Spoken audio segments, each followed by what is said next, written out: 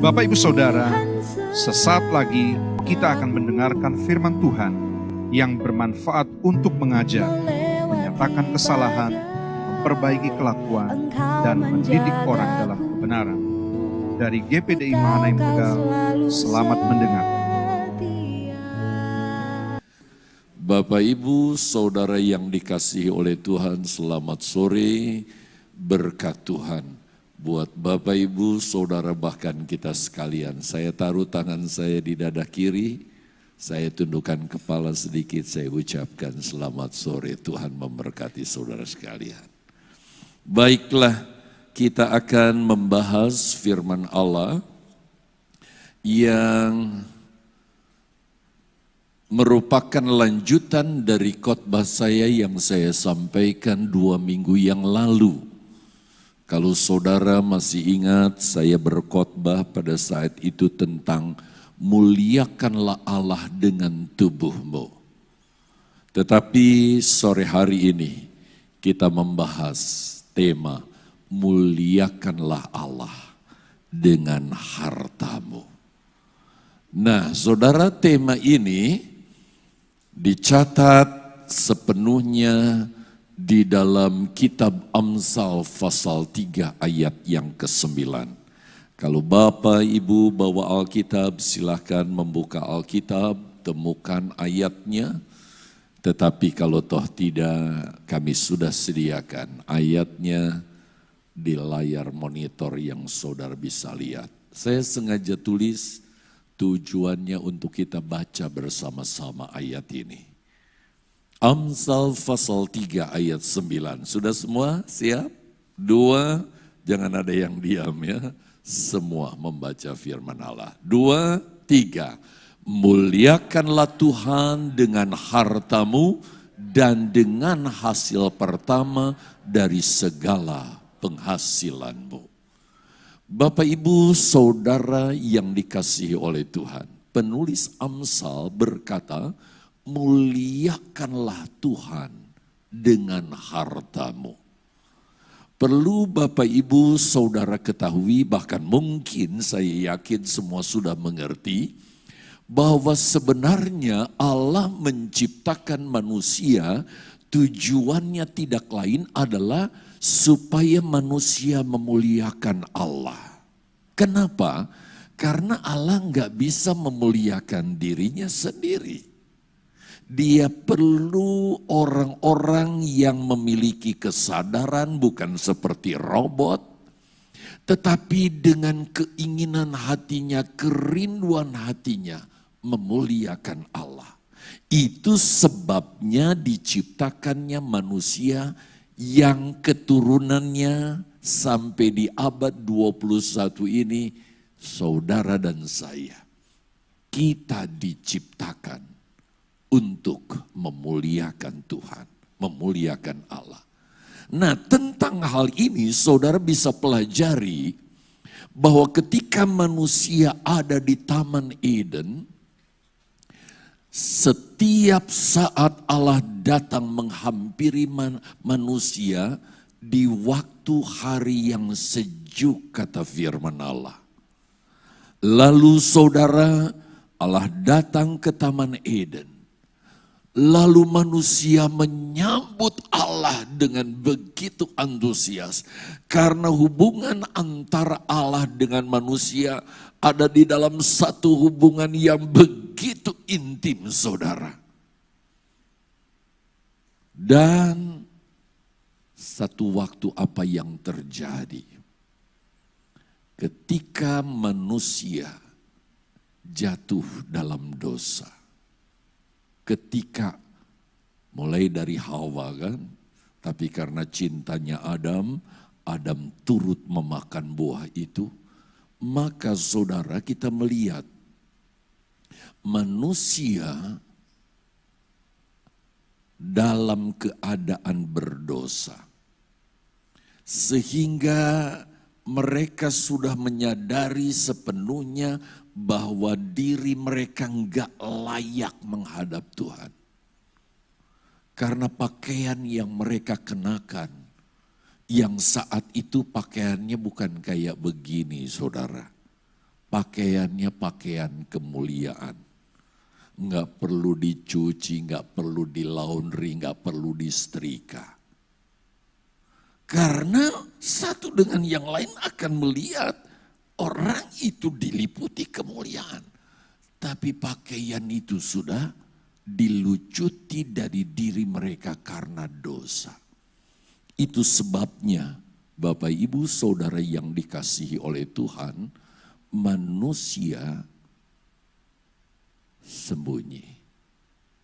Dan ketika Allah seperti kebiasaannya mendatangi manusia dan menantikan sambutan manusia, memuliakan dia, datang menyambut dia.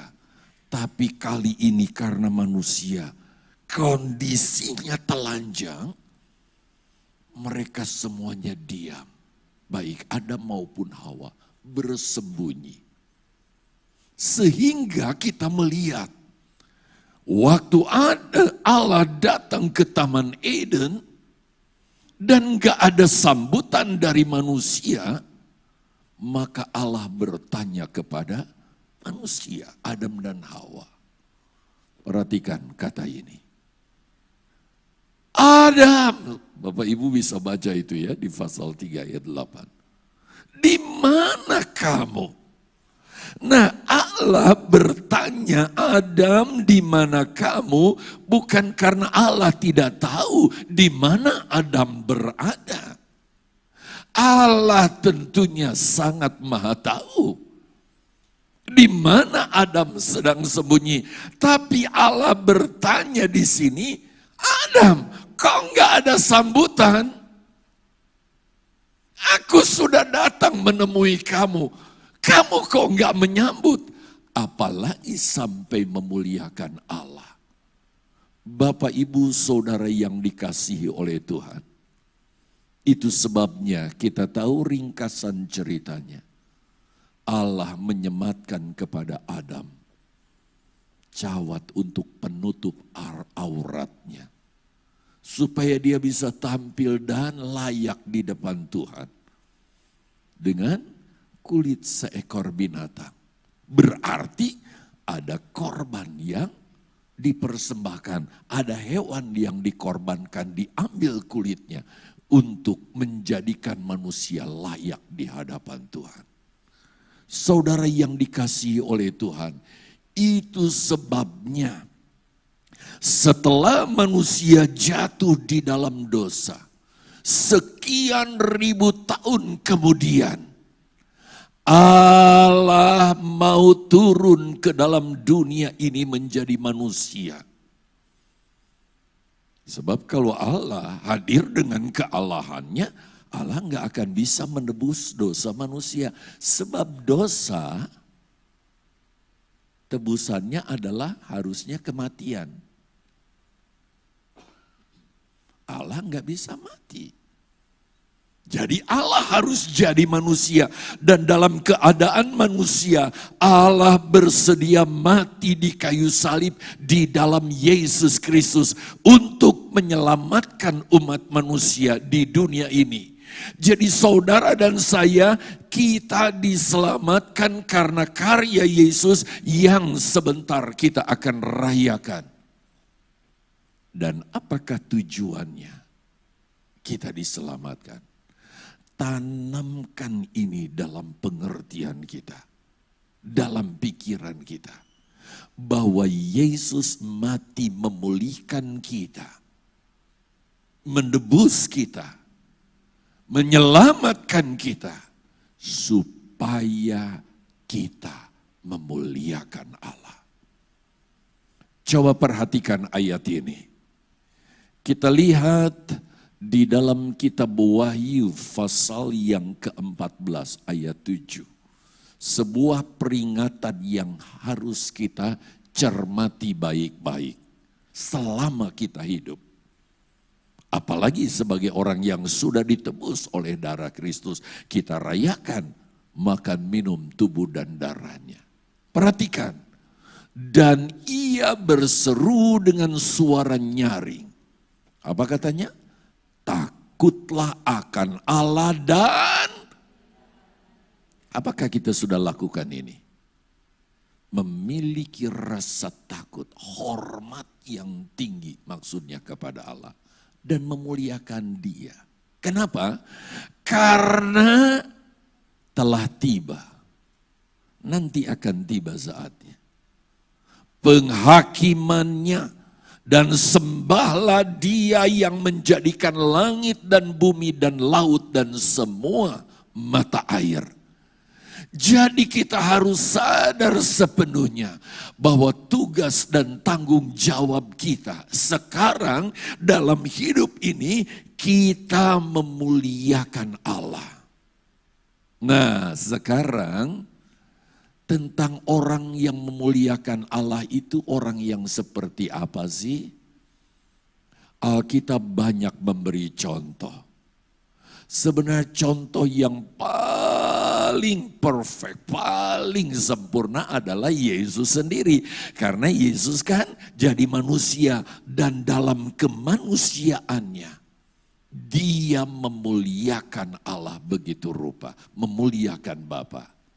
Tetapi kan nanti kita bisa beralasan, saudara beralasan, oh itu kan manusia, Allah jadi manusia, gak heranlah kalau Yesus bisa lakukan ini. Jadi saya ingin mengangkat satu tokoh yang benar-benar seperti saudara dan saya. Dan akhirnya tokoh ini saya ketemukan, yaitu seorang yang bernama Ayub. Kenapa saya pilih Ayub? Saudara mau tahu, kalau saudara ikut doa pagi, bahasan kami sekarang sudah sampai ke Ayub pasal 24.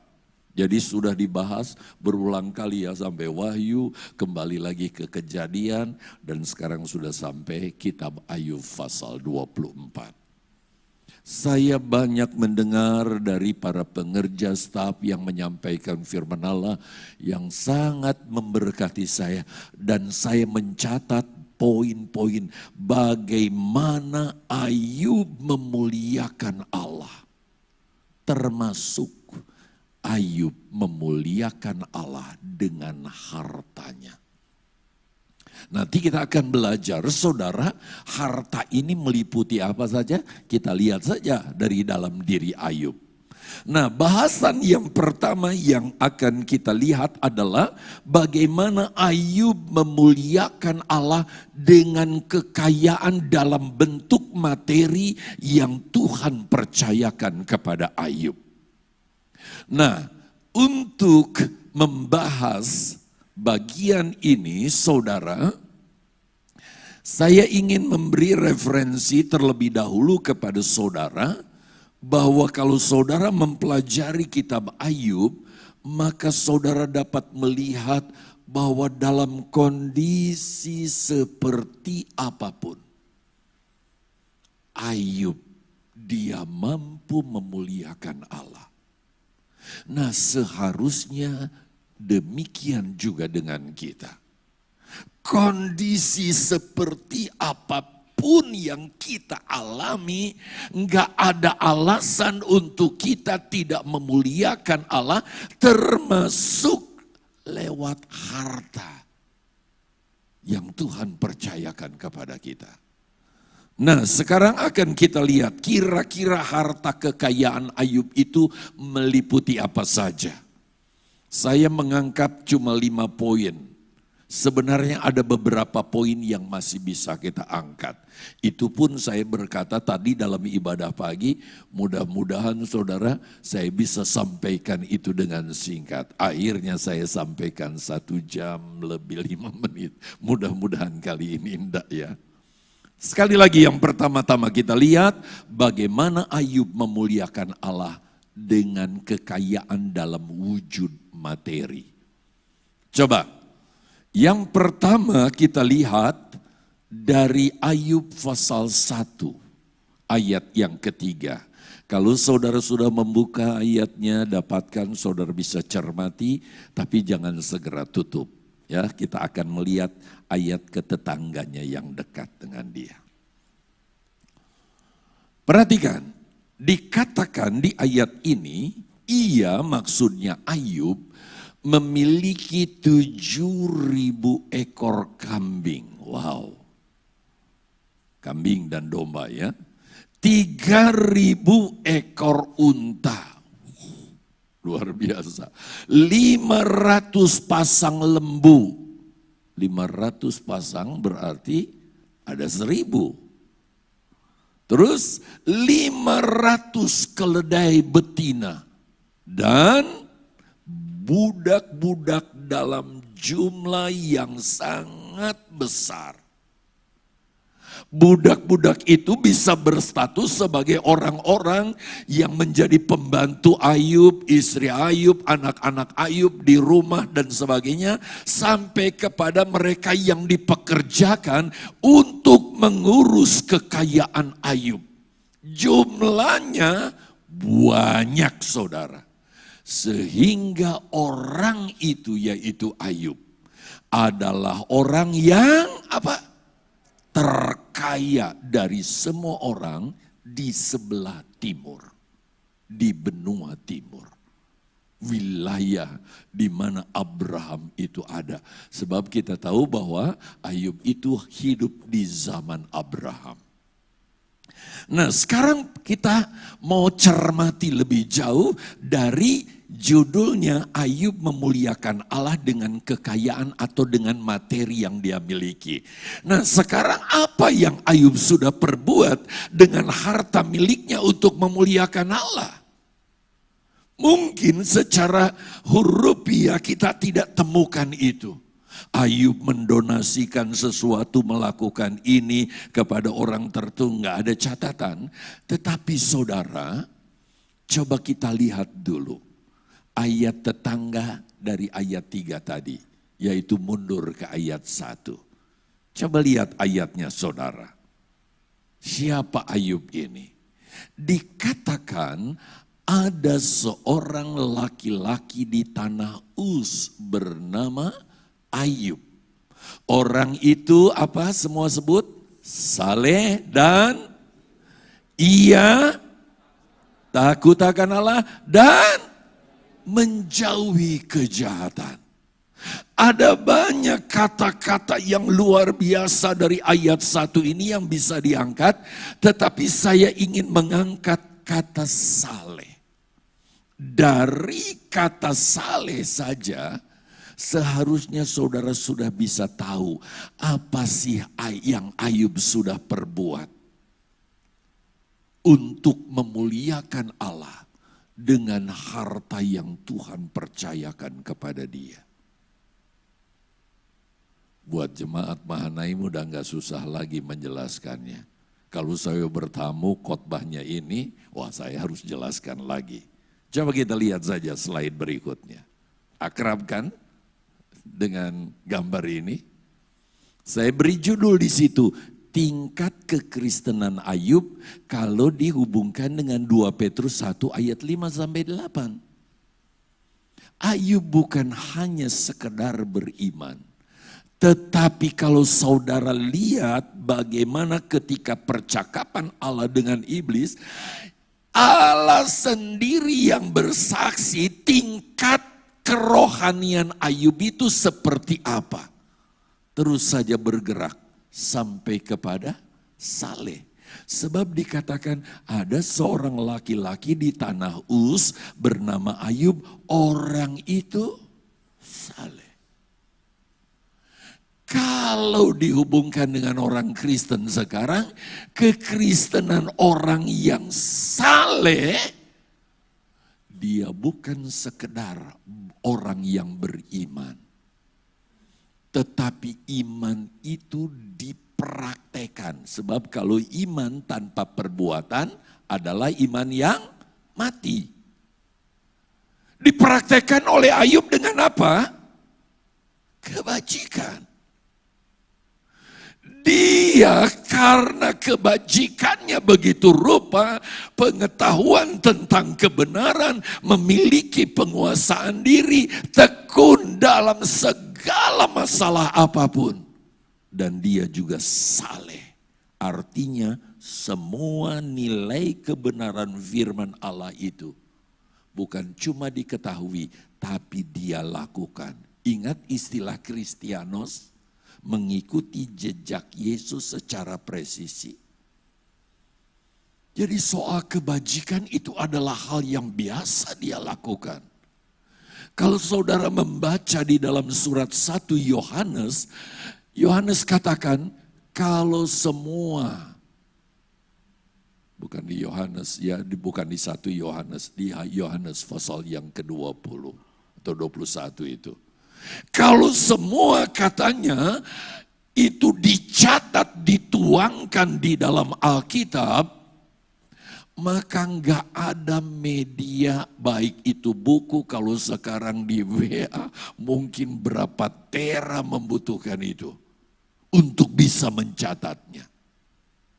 Inilah Ayub. Kalau kita berpindah kepada pengetahuan, karena dia begitu rindu melakukan firman Allah. Dia enggak mau bodoh, enggak mengerti firman Allah, lalu melakukan dosa karena enggak tahu, enggak mengerti.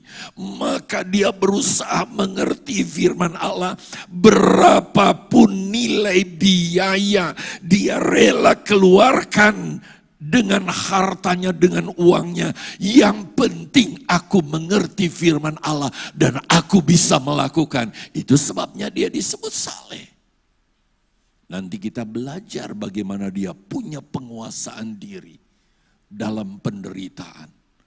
Diolok-olok begitu rupa oleh sahabat-sahabatnya. Sebenarnya dia punya hak untuk marah dan mengusir sahabat-sahabatnya. Tetapi dia bisa menguasai diri. Sampai akhirnya sahabatnya dipulihkan karena syafaat dari Ayub. Dia tekun begitu rupa. Bapak ibu saudara yang dikasihi oleh Tuhan. Jadi kita mau melihat lebih jauh tentang Ayub ini. Bagaimana hebatnya kekristenan Ayub, sekali lagi kalau dikontekskan dengan anak Tuhan di akhir zaman. Kalau kita membahas tentang apa yang Ayub perbuat dengan kekayaannya untuk memuliakan Allah, dari kebajikan saja kita mungkin perlu sekian banyak waktu untuk menjelaskan secara detail. Tetapi saya berpindah saja kepada poin yang kedua. Coba kita lihat poin yang kedua. Kekayaan yang kedua yang Ayub miliki, dan Ayub memuliakan Allah dengan kekayaan yang kedua ini, wujudnya adalah anak-anak yang Tuhan karuniakan kepada Ayub.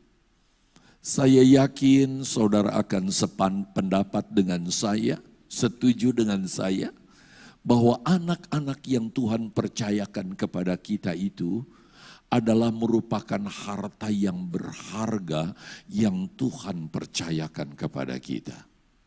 Nah, sekarang saya mau tanya, pengertian saudara sejauh ini tentang anak-anak. Entah ada yang dapat 1, ada yang 2, ada yang 3, ada yang 15 anaknya? Belum ada. Kalau dulu bisa banyak-banyak ya, banyak. Nanti kita lihat Ayub punya anak ada berapa. Saudara yang dikasihi Tuhan, anak itu dipercayakan Tuhan kepada kita, saudara, sebagai harta yang berharga, di mana kita harus bina anak kita, didik anak kita, supaya kekayaan yang Tuhan percayakan kepada kita lewat anak-anak yang dipercayakan untuk kita asuh itu, anak-anak kita itu memuliakan Allah. Sudahkah anak-anak kita yang Tuhan percayakan kepada kita itu, dan anak-anak kita itu hidup memuliakan Allah? Tanggung jawab orang tua loh. Itu sebabnya mari kita lihat salah satu ayat yang kita bisa perhatikan dalam Mazmur 127 ayat 3. Mazmur 127 ayat 3 dikatakan begini, sesungguhnya anak lelaki Sebenarnya kalau saudara lihat dalam Alkitab bahasa Inggris, nggak disebut anak lelaki. Ditulis di situ di terjemahan NIV, saudara, low children. Jadi anak-anak, baik itu pria maupun wanita. Anak yang Tuhan karuniakan kepada kita adalah apa? Adalah apa? Milik pusaka Allah. Jadi anak yang dipercayakan kepada saudara berapapun jumlahnya itu adalah milik pusaka Allah. Di mana milik pusaka Allah yang dititipkan kepada tiap keluarga, misalnya, Yos, Ibet, aku titipkan 2 aja ya kepada keluargamu. Maunya sih saudara 15 begitu. Tapi dipercayakan 2. Maka saya bertanggung jawab untuk mendidik, membesarkan milik pusaka Allah ini. Supaya anak-anak ini memuliakan Allah. Kalau enggak Tuhan, minta pertanggungjawaban dari saya.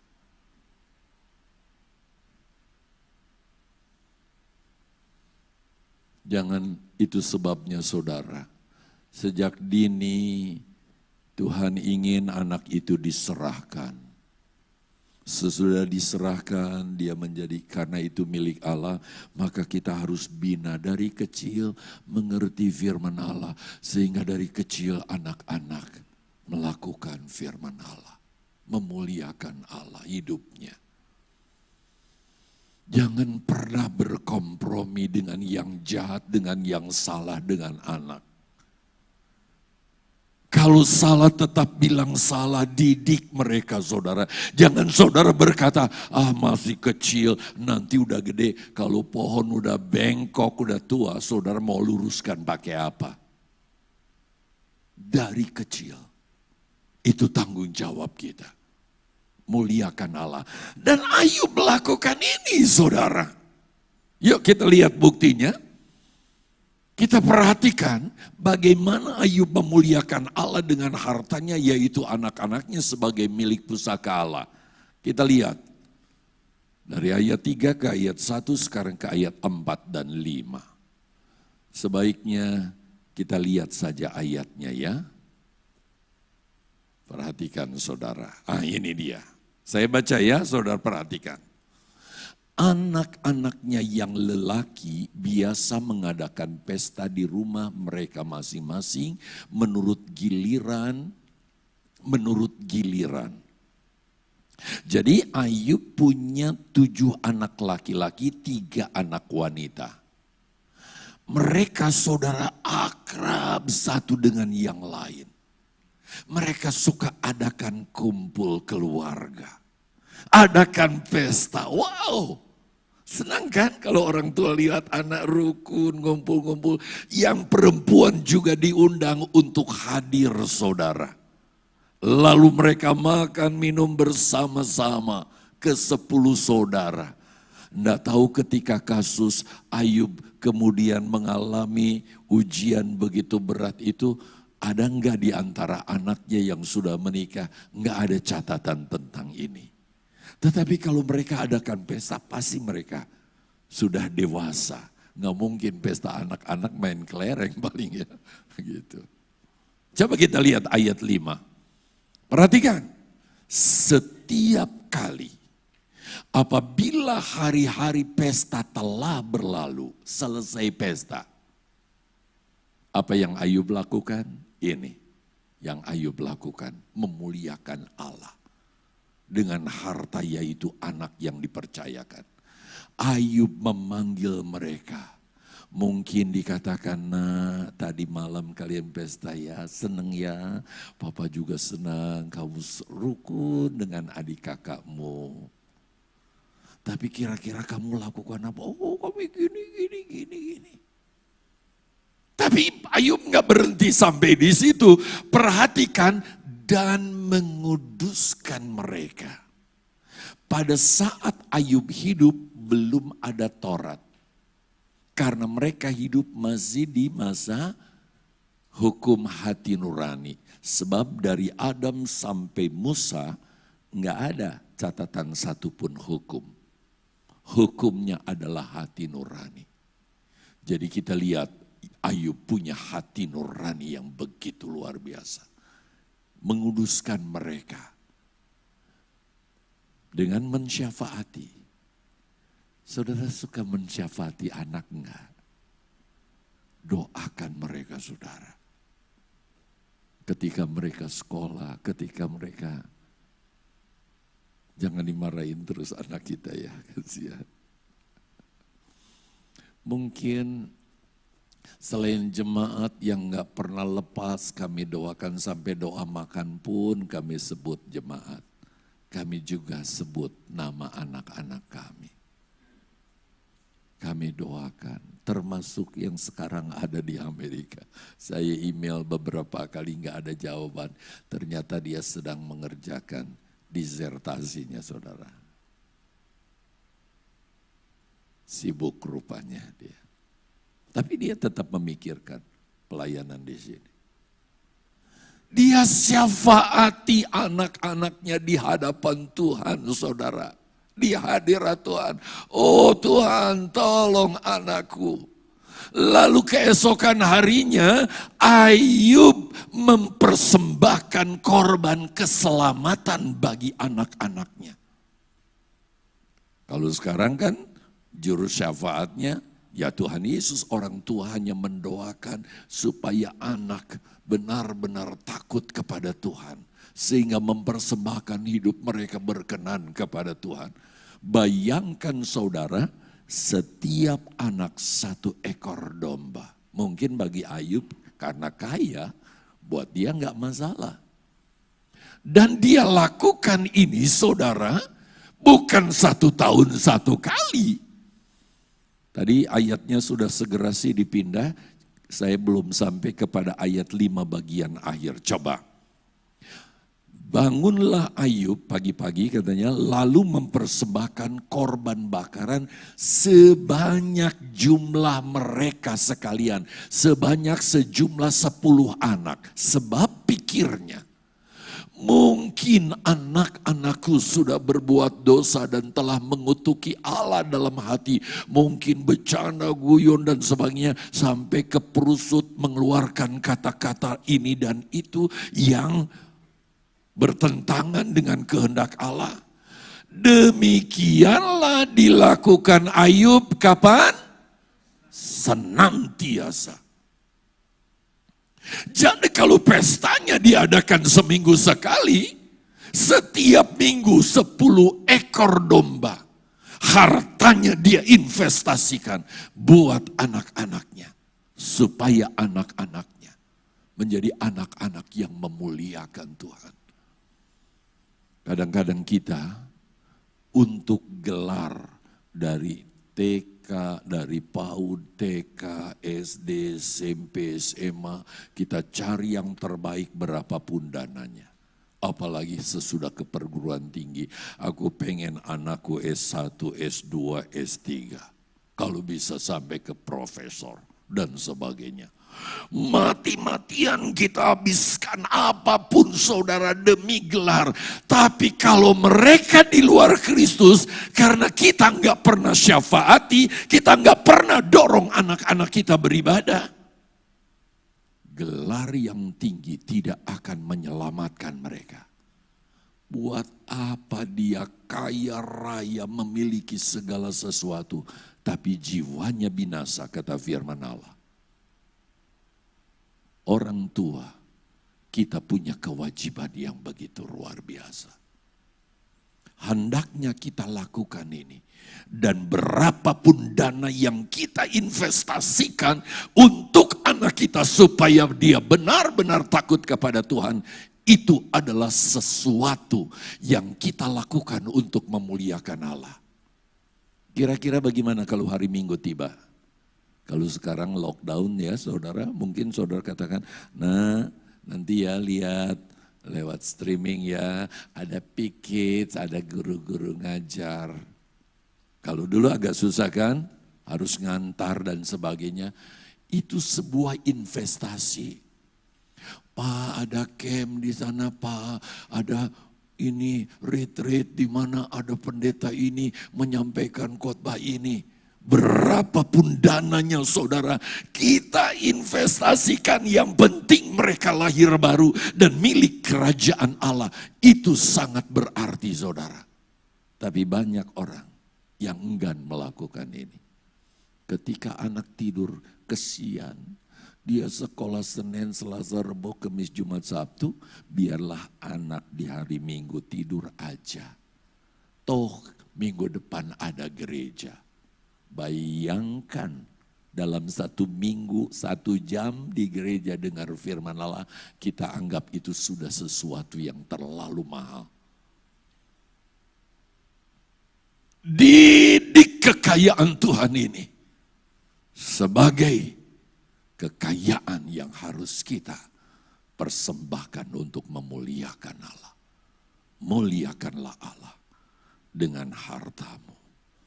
Nah, saudara yang kekasih di dalam Tuhan, coba kita lanjutkan.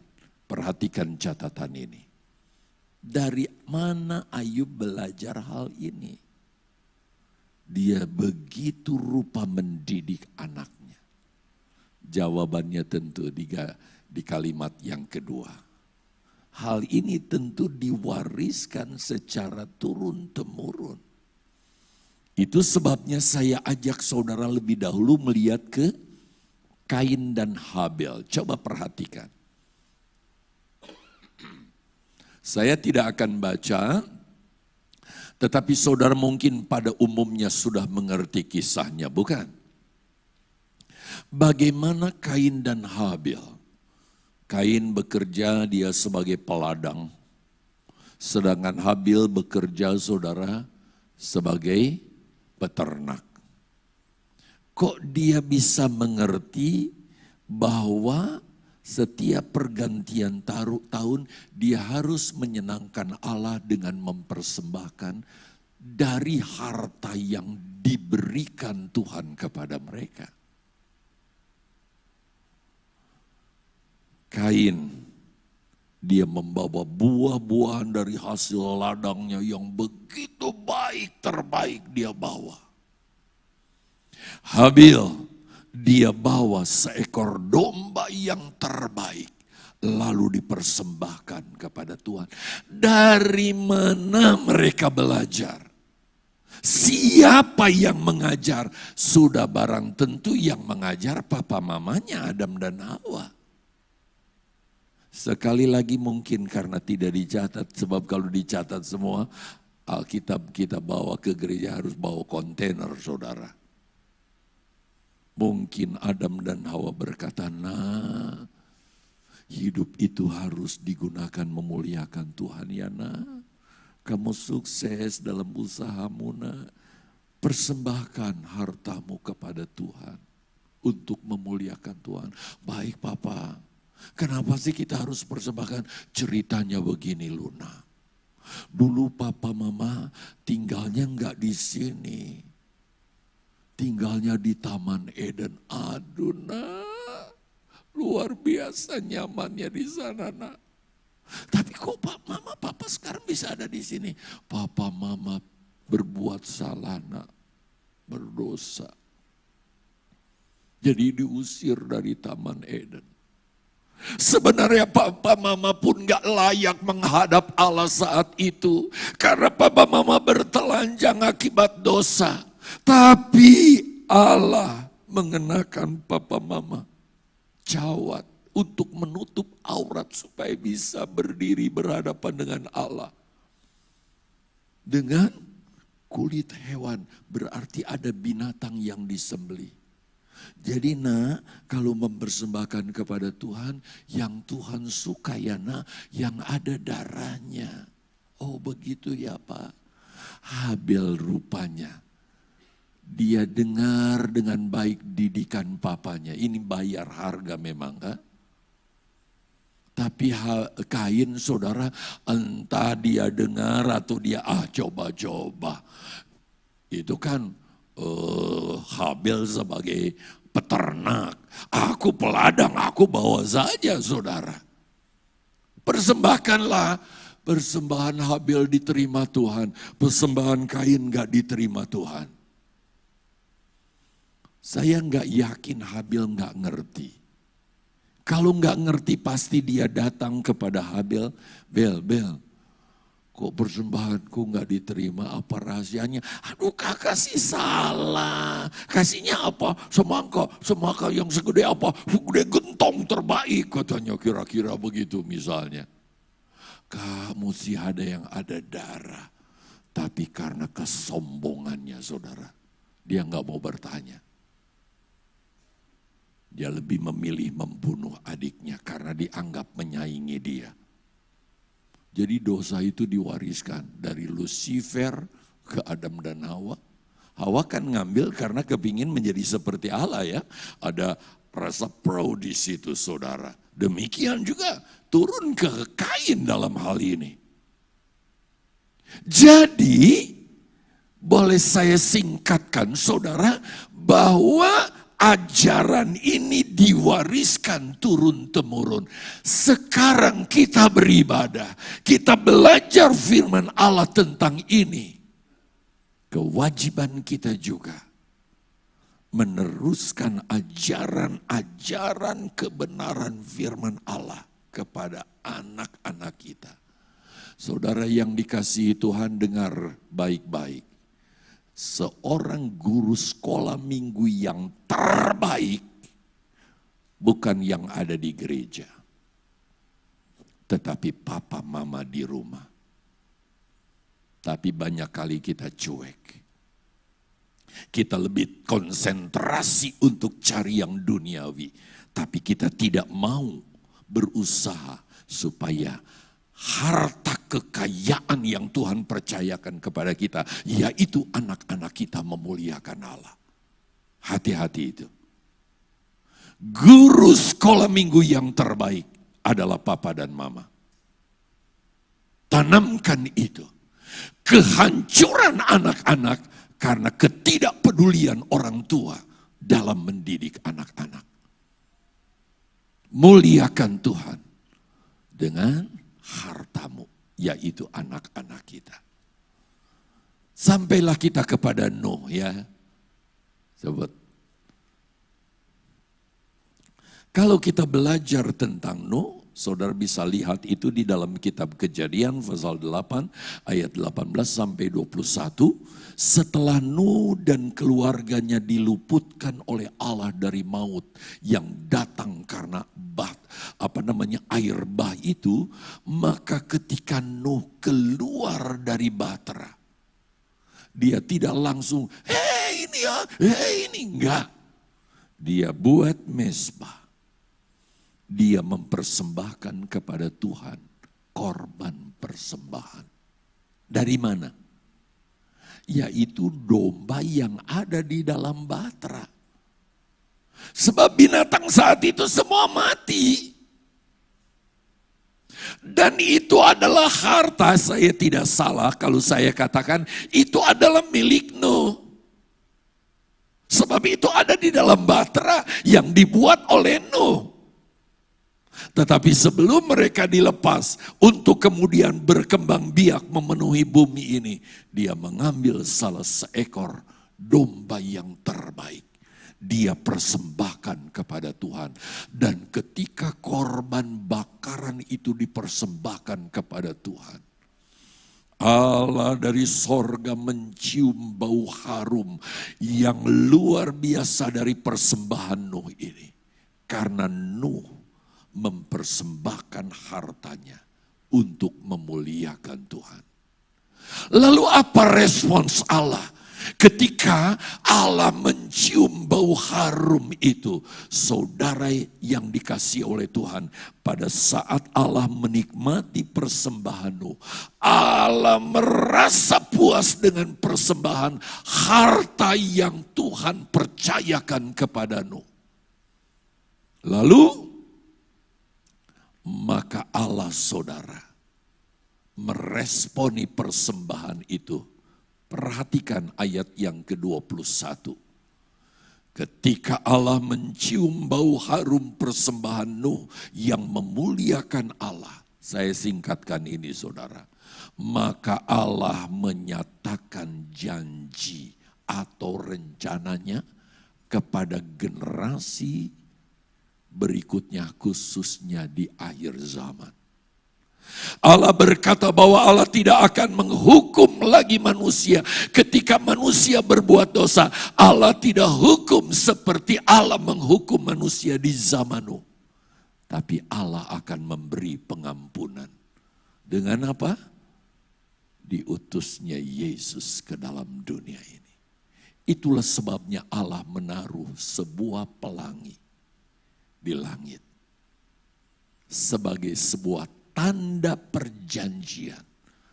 Allah tidak lagi akan dengan begitu kejam menghukum manusia yang berdosa, tapi Allah akan berkemurahan kepada umat manusia dengan kematiannya di atas kayu salib. Itu sebabnya kita bersyukur kalau kita percaya kepada Yesus. Kita bukan orang-orang yang dihukum. Kita rayakan ini sebagai pernyataan. Tuhan, aku terima pribadimu. Aku terima karyamu. Kita tidak akan dihukum. Tetapi kalau ada orang yang dihukum, artinya orang itu menolak Yesus. Itu sebabnya kenapa setiap perjamuan saya selalu katakan, jangan sampai ada yang menolak. Kalau orang yang gak mengerti, kita tahu itu, tapi udah mengerti arti dari perjamuan, lalu oh sorry saya nggak terima, sama dengan menolak karya Yesus. Saudara yang dikasihi oleh Tuhan, itu sebabnya kita harus mengucap syukur. Perhatikan ini, saya sengaja buat khusus. Ucapkan syukur kepada Tuhan. Untuk karya keselamatan yang Yesus anugerahkan kepada kita dengan mempersembahkan harta kita. Harta dalam artian materi, yuk investasikan. Bukan untuk hal-hal yang akan kita tinggalkan di dunia ini. Tapi untuk yang kekal, termasuk lewat anak kita, dalam mendidik anak kita. Permuliakan Tuhan dengan harta yang Tuhan percayakan kepada kita. Kita lihat yang ketiga.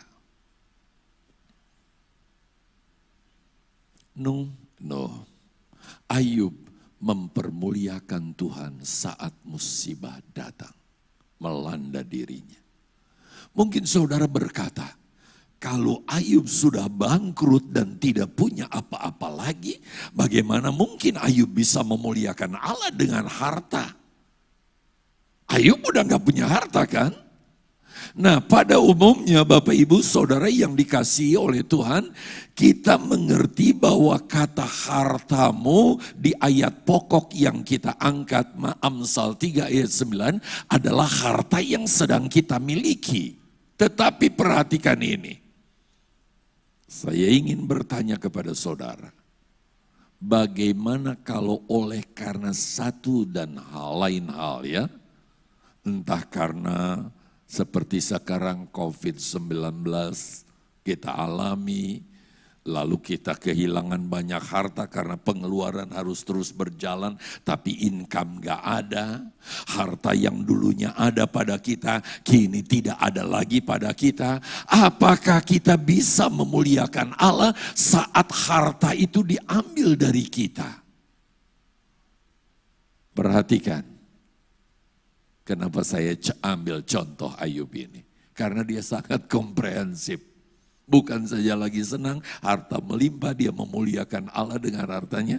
Tapi saat dia alami musibah, secara berturut-turut satu persatu, harta itu diambil dari Ayub sampai habis-bis, tuntas-tas.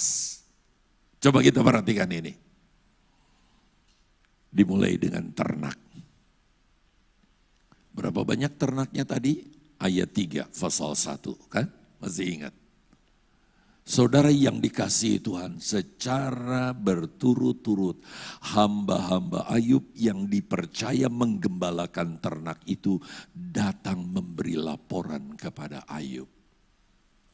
Pak Ayub, Tuan Ayub, kambing, domba, unta, lembu, keledai yang sudah dipercayakan kepada saya, ternyata ketika saya gembalakan di siang hari bolong, tiba-tiba ada kilat menyambar, maka semua ternak itu habis, Tuanku Ayub. Untung aku selamat, aku bisa lapor. Datang lagi yang lain, Tuanku, ketika aku mengembalakan lembu, keledai, kambing, domba, unta dan sebagainya, tiba-tiba ada orang-orang datang merampok, habis semua diboyong. Untung aku enggak dibunuh, aku bisa pulang melapor. Kira-kira bagaimana kalau laporan itu yang datang? Masihkah kita dapat memuliakan Tuhan dalam kondisi seperti itu?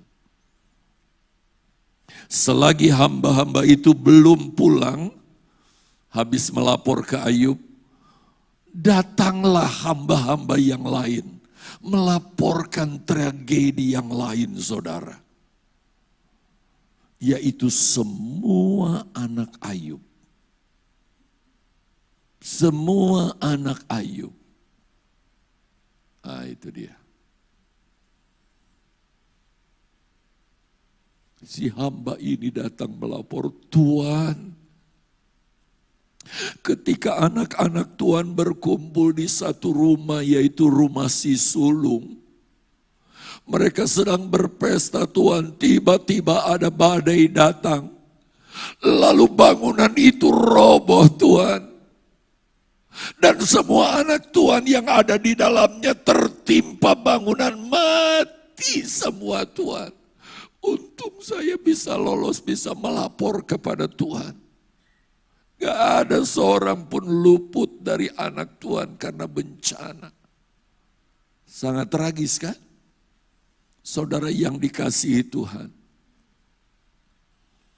Kalau harta Ayub berupa ternak ladang diambil, oke dah. Asalkan anak-anak Ayub bisa tetap hidup. Kan bisa bekerja, bisa saling ini membantu satu dengan yang lain, termasuk untuk Ayub juga, bukan? Tetapi kita melihat, saudara, bagaimana anak-anak Ayub tidak bisa lagi satu pun diharapkan. Bukan karena mereka nggak mau, tapi mati semuanya.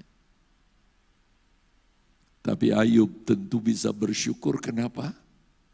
Untung aku sudah syafaati anakku. Aku didik anakku. Kalau toh dia dipanggil Tuhan, itu kehendak Tuhan, dia ada bersama Tuhan di sorga. Saudara, jangan pikir yang sudah reot badannya, fisiknya, udah mau ke kuburan, itulah yang bakal giliran mati. Ketika angin bertiup, tidak selamanya daun yang kuning yang akan gugur. Tidak sedikit pucuk-pucuknya ikut gugur. Dalam beberapa hari ini kami terima kabar duka, saudara. Rekan hamba Tuhan ada di Bekasi. Dia menceritakan anak menantunya yang masih berusia 40 sekian tahun. Dipanggil Tuhan. Untung dia anak, walaupun dari seberang awalnya. Ngerti dari seberang? Dia percaya kepada Yesus. Dia juga mengerti, mempersembahkan kepada Tuhan untuk kemuliaan Tuhan. Kemarin kami dengar rekan hamba Tuhan satu pelayanan, saudara, di Jawa Timur. Kemudian dia dipercaya menggembalakan di Samarinda. Papanya ini sudah sakit-sakitan, saudara. Parkinson dan sebagainya. Anaknya baru 40 tahunan. Dipanggil Tuhan. Tapi syukur mereka adalah hamba Tuhan yang sudah diinvestasikan oleh orang tuanya untuk melayani Tuhan. Syukur kalau anak kita di dalam Tuhan. COVID bisa menyerang siapa saja secara tiba-tiba. Kalau kita acuh terhadap yang satu ini sangat berbahaya, saudara. Sekarang dengan kematian anaknya, tidak ada satupun anak yang bisa diharapkan lagi. Kecuali Ayub berharap kepada Tuhan. Saudara yang dikasihi oleh Tuhan. Apa yang Ayub lakukan? Ketika hartanya semua dicuri. Iblis pencuri menurut Yohanes 10:11. Ayub memuliakan Allah dan bersyukur kepada Allah. Wow, ini saya betul-betul terharu, saudara. Coba kita lihat saja ayat ini. Walaupun sedikit panjang, tapi sangat baik untuk kita perhatikan. Yuk kita lihat Ayub 1, mulai ayat 20. Ayub 1 ayat 20. Maka berdirilah Ayub ketika mendengar hartanya habis, anak-anaknya habis. Lalu mengoyak jubahnya. Kalau saya pakai jas ini jubah dikoyak. Dan mencukur kepalanya. Waduh, digunduli kepalanya. Kemudian sujudlah ia dan menyembah. Wow. Mungkin salah satu yang dia syukuri, Tuhan terima kasih.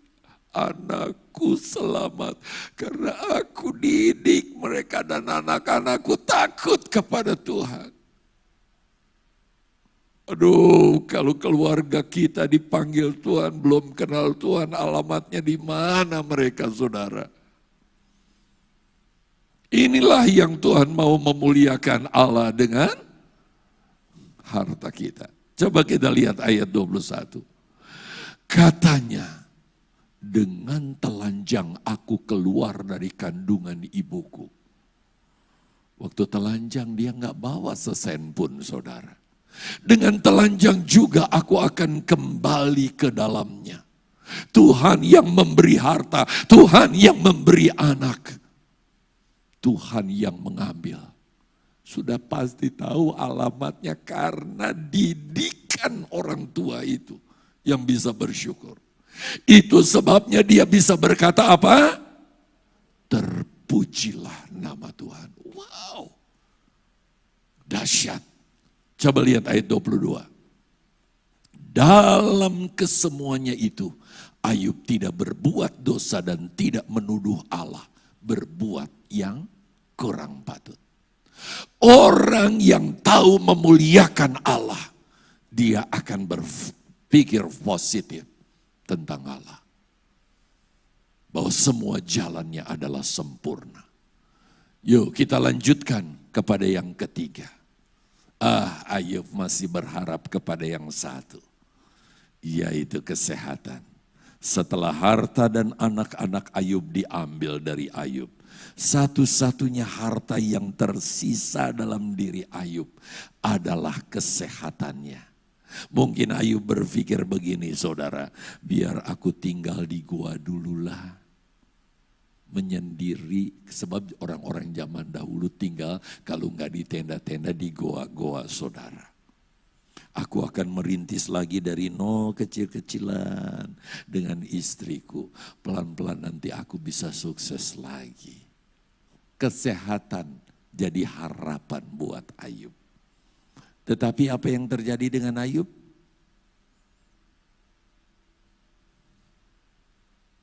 Satu-satunya harta yang Ayub miliki yaitu kesehatan. Diizinkan oleh Tuhan untuk diambil oleh iblis.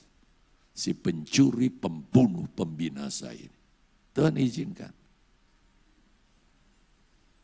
Lalu Ayub menderita penyakit yang disebut sakit barah. Saya nggak tahu, saudara, di daerah kita di Asia itu, bukan di Timur Tengah ya, sakit barah itu seperti apa. Tetapi kita hanya tahu dari referensi apa yang dicatat dalam Alkitab, bahwa penyakit barah ini membuat orang yang sakit sangat menderita. Penderitaannya saudara bukan hanya sekedar sakit fisik, itu sudah pasti. Fisiknya katanya kulit-kulitnya mulai menggelembung, ada cairan di dalamnya. Lalu ketika pecah dia akan menimbulkan rasa gatal dan pecahan itu menjadi borok yang menyakitkan. Rasa yang gatal itu menimbulkan bau ketika jadi borok. Bukan cuma bau itu muncul dari aroma yang keluar dari luka, tetapi bau busuk juga katanya keluar dari mulut orang yang sakit bara. Sehingga dari jauh orang bisa mencium bau dari orang yang sakit bara itu. Kalau mendekat saja mungkin sudah mau muntah. Nanti kita lihat bagaimana reaksi istrinya, bukan? Belum lagi yang lain-lain. Sampai budak-budaknya Ayub dimintai tolong oleh Ayub, saudara. Budak-budaknya itu enggak mau. Sebab enggak tahan dengan jijinya, baunya, saudara. Saya jelaskan tadi pagi, kalau budak jangankan saudara sampai si tuan itu mengucapkan sesuatu. Lihat saja matanya dengan tangan begini, mereka udah takut.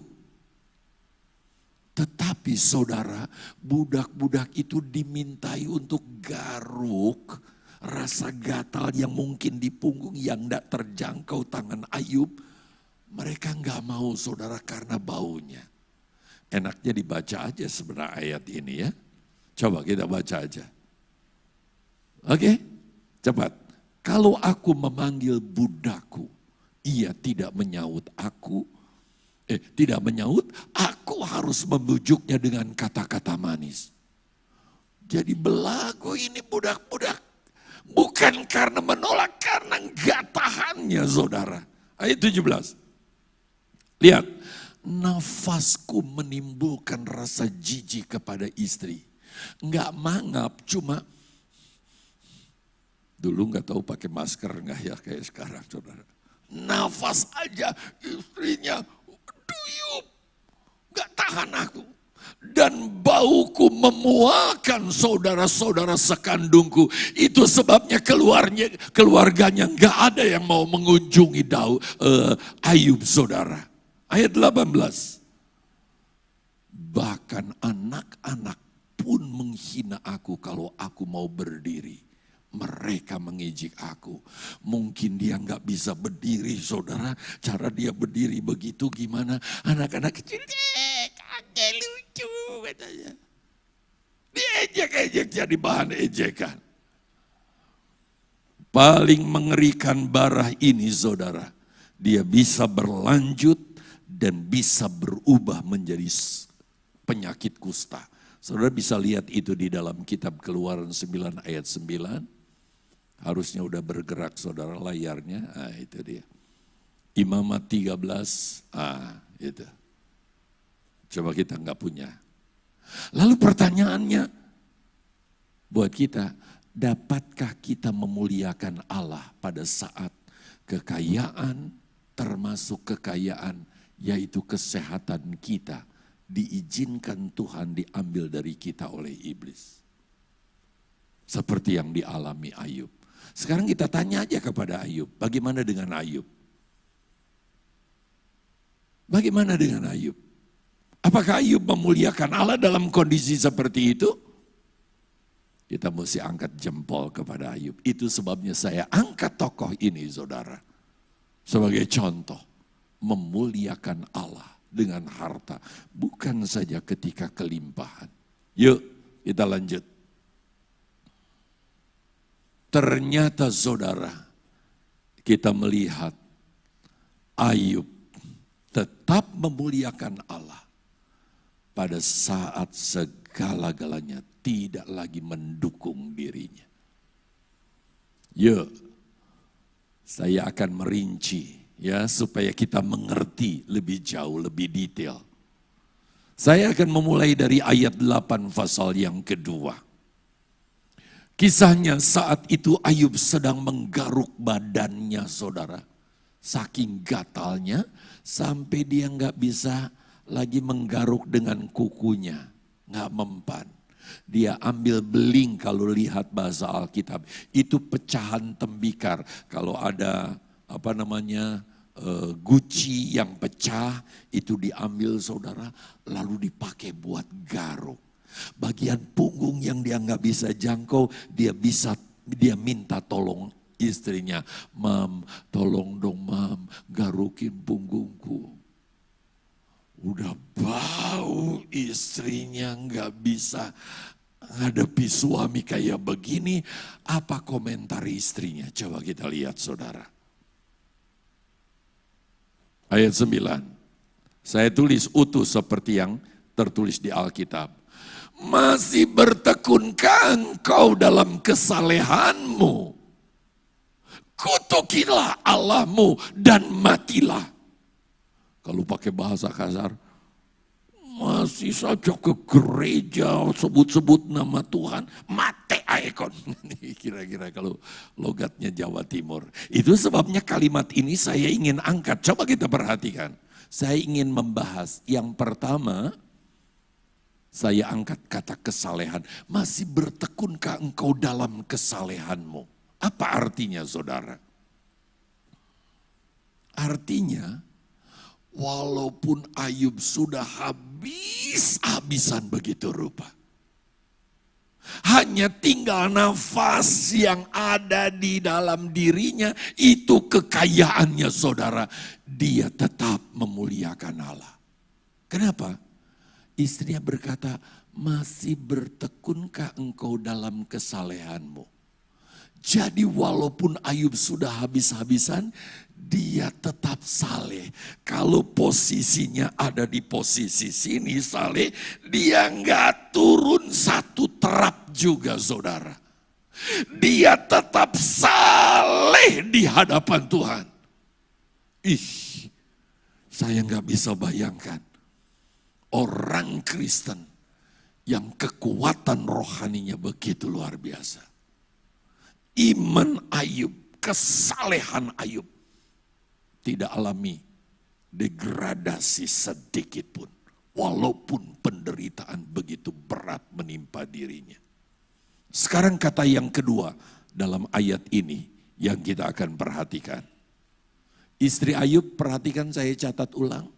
Masih bertekunkah engkau dalam kesalehanmu, kutukilah Allahmu. Kok istrinya pakai kata kutukilah Allahmu? Berarti kan ini Allahnya Ayub, bukan Allahnya dia. Dengan lain kata, perhatikan, istri Ayub sudah enggak percaya lagi kepada Allah. Jadi ketika dia, saudara, melihat Ayub seperti itu, dia berkata, kutuki Allah yang kamu menjadi saleh karenanya. Aku enggak lagi. Aduh, luar biasa. Istri-istri harus seimbangnya dalam rumah tangga. Beriman dua-duanya. Jangan pincang. Yang satu setia, yang satu sungguh-sungguh, yang satu enggak. Kalau bangunan rumah tiangnya salah satu rapuh, saudara, ambruk itu. Yo, istri, dukung suami. Suami, bina istri, sama-sama bangun. Baik rumah tangga maupun kekristenan. Sebab nggak mungkin kita bisa mendidik anak-anak kita memanfaatkan materi yang Tuhan percayakan kepada kita demi kemuliaan Allah, kalau kita nggak punya kesehatian. Suami punya keinginan begini, oh coba jangan. Yang satu juga ingin begini, yang si suami katakan jangan. Tapi kalau sehati, waduh luar biasa. Istri Ayub sudah tidak memiliki percaya. Itu sebabnya coba kita lihat saudara, bagaimana reaksi Ayub ketika istrinya berucap seperti itu. Lihat ayat 10. Tetapi jawab Ayub kepadanya, maksudnya kepada istrinya. Engkau berbicara seperti perempuan gila. Saya nggak mengajar saudara untuk ngomong gila kepada istri atau kepada siapapun. Tapi dia pakai istilah seperti perempuan gila. Apakah kita tidak mau menerima yang baik dari Allah, tetapi tidak mau menerima yang buruk? Ditegur dengan begitu keras. Menyadarkan dalam kondisi baik kita memuliakan Allah dengan harta kita. Dalam kondisi tidak baik sekalipun kita memuliakan Allah dengan harta. Walaupun harta kita kurang nyawa, tinggal nyawa. Ini yang Ayub lakukan. Sungguh luar biasa saudara. Sangat-sangat luar biasa. Ternyata nasihat Ayub itu sangat-sangat mempan. Teguran Ayub membuat istri Ayub sadar dan bertobat. Jadi rupanya suami istri harus saling mengingatkan. Ya, ketika istri salah jangan dibiarkan. Istri, suami salah jangan dibiarkan. Tapi dengan cara yang baik ya. Sejak Ayub tegur istrinya, silakan baca saudara. Istri Ayub tidak lagi lakukan persungutan. Tidak lagi melakukan hal-hal yang bertentangan. Sebaliknya, Allah mengampuni istri Ayub. Buktinya apa? Diizinkan istrinya itu terus mendampingi Ayub. Kalau enggak, Allah habisi saja istrinya. Daripada Ayub terus tapi bertobat. Sehingga dia mendampingi terus Ayub. Bahkan ketika Ayub dipulihkan, Tuhan percayakan rahim istri Ayub yang sudah melahirkan 10 anak, dipakai lagi untuk melahirkan 10 anak. 10 anak. Anaknya sama lagi saudara. 7 laki-laki, 3 wanita. Sehingga ketika Ayub dipulihkan, seluruh kekayaan Ayub saudara dikembalikan oleh Tuhan 2 kali ganda. Jadi kalau saudara baca kekayaan Ayub di Ayub 1 ayat 3, ketika dipulihkan jumlahnya 2 kali lipat. Anak-anaknya juga 2 kali lipat. Kenapa? Yang 10 ada di sorga, yang 10 ada di bumi. Dididik. Sehingga kalau Ayub, kita bisa ketemu Ayub di sorga dengan istrinya dan 20 anaknya. 22-nya semuanya ada di dalam sorga. Tadi sampai guyonan saya kepada rekan pengerja yang masih muda. Bikin anak yang banyak, kalau bisa 20 anak. Kayak Ayub. Luar biasa saudara. Oke, kita akhiri. Dan yang terakhir saudara, yang kelima, sahabat Ayub. Sahabat Ayub adalah harta berharga dari Tuhan bagi Ayub. Bayangkan, semuanya bahkan saudara-saudaranya katanya menjauhi Ayub karena baunya nggak tahan. Tapi ada 3 sahabat yang mengunjungi Ayub. Saudara bisa baca kisahnya. Sungguh menarik saudara. Karena begitu mencintai Ayub saudara, mereka datang kepada Ayub. Sebab Amsal 18 ayat 24 katakan ada teman yang mendatangkan kecelakaan. Jadi hati-hati dalam berteman. Tetapi ada sahabat yang lebih karib dari seorang saudara. Lebih baik dari saudara kandung. Nah Ayub punya sahabat sangat istimewa. Banyak saudara. Tetapi yang dicatat 4 orang ya. 3 yang pertama datang. Bayangkan ketika lihat, Ayub tinggalnya di debu. Nggak di kasur spring bed, merek Elite, nggak. Di debu. Yup. Teman-teman, saya ingat aku ya. Mereka nggak bisa ngomong seminggu, saudara 7 hari.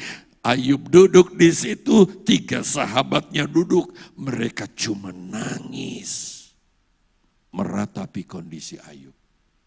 Mana tahan saudara, bertamu 7 hari nggak dikasih makan. Berarti dia mungkin cari makan sendiri. Cuma nangis, aduh Yub, kok bisa begini Yub. Cuma sayang saudara. Sangat disayangkan. Sahabat Ayub hanya melihat secara fisik apa yang Ayub alami. Dari kesehatannya, dari hartanya yang ludes, dan sengsara yang Ayub alami. Sampai pada akhirnya rekan-rekan Ayub ini, sahabat Ayub ini menuduh Yub giliran satu persatu. Seperti hakim yang memvonis Ayub. Kamu itu bersalah Yub, kalau nggak bersalah nggak mungkin begini. Kamu ini berdosa Yub, kamu ini jahat Yub. Bahkan seperti perbuatan orang fasik yang dilakukan oleh Ayub. Mereka nggak tahu saudara. Dalam pandangan dan penilaian Ayub, Ayub adalah seorang yang saleh, jujur, takut akan Allah dan menjauhi kejahatan. Penderitaan yang Ayub sedang alami bukan karena kesalahan Ayub, tetapi Ayub sedang menjadikan Ayub sebagai model orang yang benar-benar beriman kepada Tuhan dengan sungguh-sungguh. Sebab iblis menuduh, pengikutmu itu setia kepadamu Tuhan karena dia diberkati oleh engkau. Coba tahan berkatnya, coba kasih sakit penyakit. Bablas mereka menyangkal engkau. Jadi engkau itu dipuji banyak pengikutnya, umatmu adalah karena mereka diberkati oleh engkau. Maka dari sekian banyak umat Allah yang diambil oleh Allah sebagai maskot, unggulan Allah adalah Ayub. Kamu kenal enggak seorang bernama Ayub? Dia saleh, takut akan Allah, menjauhi kejahatan. Oh ya, boleh enggak saya uji dia? Silakan. Jadi maskot. Itu sebabnya ketika iblis, saudara yang hitam ini, diizinkan menghampiri Ayub, dia ambil semuanya, termasuk kesehatannya. Tapi apa yang dilakukan Ayub? Sekali Yesus, tetap Yesus. Wow, Allah dari sorga, ini anakku. Bayangkan gimana kalau jemaat Mahanaim. Ini jemaat Mahanaim, maskotku, tak izinkan ini. Lalu semuanya pada geletak. Tuhan jadi malu, aduh. Pengikutku kok kayak begini. Itu sebabnya Bapak Ibu Saudara yang dikasihi oleh Tuhan. Coba kita lanjutkan catatan lebih jauh. Ayub berkata, nanti kamu melihat setelah aku lewati ujian ini, di mata Tuhan nilaiku, aku seperti emas. Karena ia tahu jalan hidupku, seandainya ia menguji aku. Kalau ini semua adalah karena datang dari Tuhan yang mengizinkan, maka yang keluar aku nilainya emas. Bagaimana kalau ini terjadi dalam diri kita? Tentu Tuhan gak akan menanggungkan percobaan kita lebih dari kekuatan kita. Saudara yang dikasihi Tuhan, kita jadi maskotnya Tuhan loh. Jangan mempermalukan Tuhan di hadapan iblis. Bikin iblis membuat dia malu. Ternyata pengikut Yesus adalah pengikutnya yang sejati. Nah saudara, kiranya kisah tentang Ayub ini memberi pengertian yang baru kepada kita tentang kekristenan, bahwa kita harus memuliakan Allah dengan semua yang Tuhan percayakan kepada kita. Kesehatan kita, bahkan materi yang Tuhan percayakan kepada kita. Tuhan kiranya memberkati saudara.